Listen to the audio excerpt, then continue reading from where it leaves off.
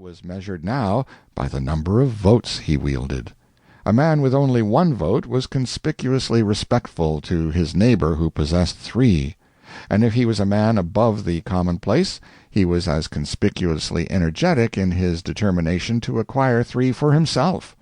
This spirit of emulation invaded all ranks.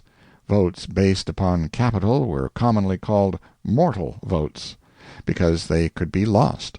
Those based upon learning were called immortal, because they were permanent, and because of their customarily imperishable character they were naturally more valued than the other sort. I say customarily for the reason that these votes were not absolutely imperishable, since insanity could suspend them. Under this system, gambling and speculation almost ceased in the Republic.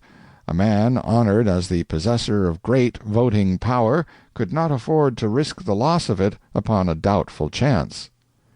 It was curious to observe the manners and customs which the enlargement plan produced. Walking the street with a friend one day, he delivered a careless bow to a passer-by, and then remarked that that person possessed only one vote and would probably never earn another. He was more respectful to the next acquaintance he met. He explained that this salute was a 4-vote bow. I tried to average the importance of the people he accosted after that by the nature of his bows, but my success was only partial, because of the somewhat greater homage paid to the immortals than to the mortals. My friend explained. He said there was no law to regulate this thing except that most powerful of all laws, custom. Custom had created these varying bows, and in time they had become easy and natural. At this moment he delivered himself of a very profound salute, and then said, "Now there's a man who began life as a shoemaker's apprentice, and without education. Now he swings 22 mortal votes and 2 immortal ones.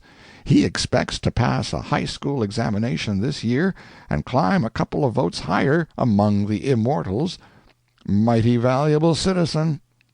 By and by my friend met a venerable personage, and not only made him a most elaborate bow, but also took off his hat. I took off mine, too, with a mysterious awe. I was beginning to be infected. "What grandee is that?" "That is our most illustrious astronomer. He hasn't any money, but is fearfully learned. 9 immortals is his political weight. He would swing 150 votes if our system were perfect."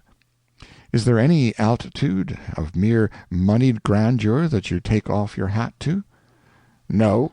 9 immortal votes is the only power we uncover for, that is, in civil life. Very great officials receive that mark of homage, of course." It was common to hear people admiringly mention men who had begun life on the lower levels and in time achieved great voting power. It was also common to hear youths planning a future of ever so many votes for themselves.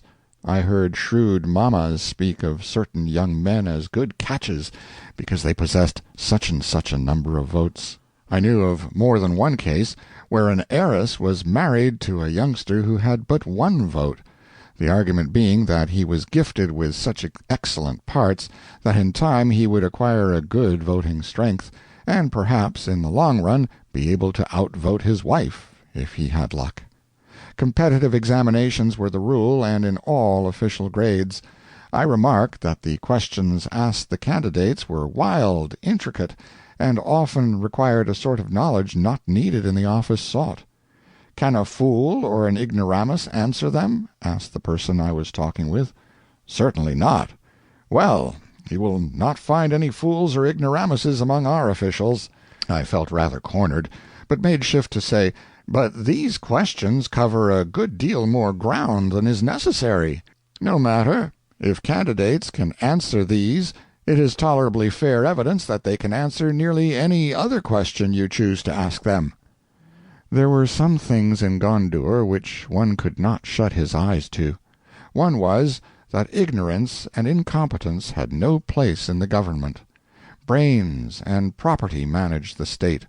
A candidate for office must have marked ability, education, and high character, or he stood no sort of chance of election. If a hod carrier